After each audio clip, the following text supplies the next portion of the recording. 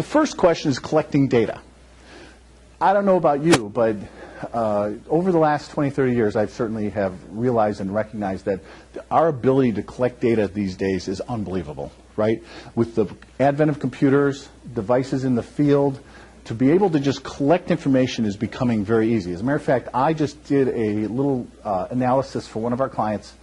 It was a client that had about 800 employees. As we looked at the process for collecting the weekly payroll for 800 employees for this organization, and that collection process included things like job costing, where per diems. So it's a fairly complex process. What states they worked in for tax purposes. So it's a fairly complex process. For those 800 people, every week they had to collect over 100,000 pieces of data.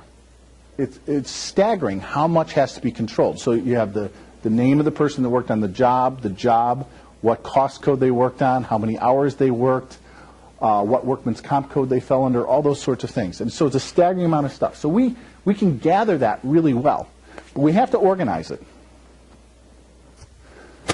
Organized information then becomes a little bit more informational. It becomes a little bit more interesting, something you can actually look at and tell a story from. But after you tell a story, the story has to provide some sort of insight. Otherwise, the story is useless to you. And finally, action. So that insight has to provide information that allows you to take action on it. So this is the framework we're talking about. You can take any problem that's data intensive and apply it to this framework. How am I going to collect the data? How am I going to organize it into information? Where are the insights that are useful with regards to that information? And what action can I take on that? Because if all four pieces are not accommodated, you're wasting your time. And it's really easy to waste time when it comes to computers. So let's apply this framework to an everyday situation that you're all familiar with. Let's look at accounts receivable.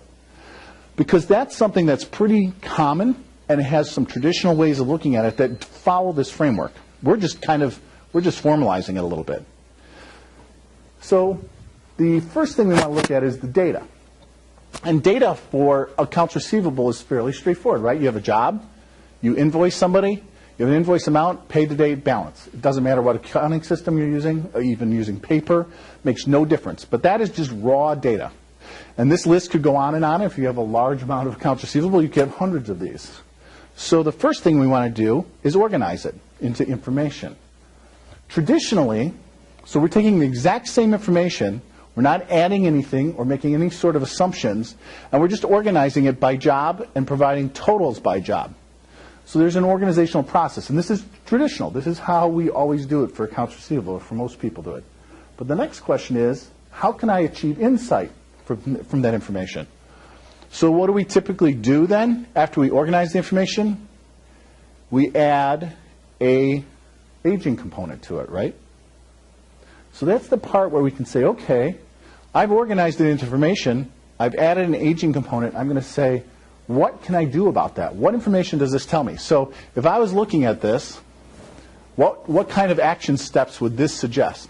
Job 1592, we got a call, and we've got retention on job 1681. Clearly we have some outstanding retention that's just hanging out there. So that kind of analysis can be applied to anything we want when it comes to business.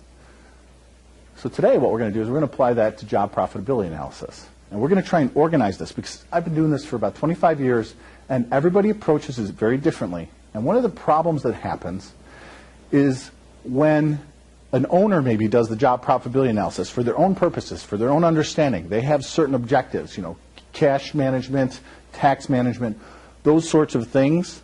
But a project manager might actually look at it in a totally different way.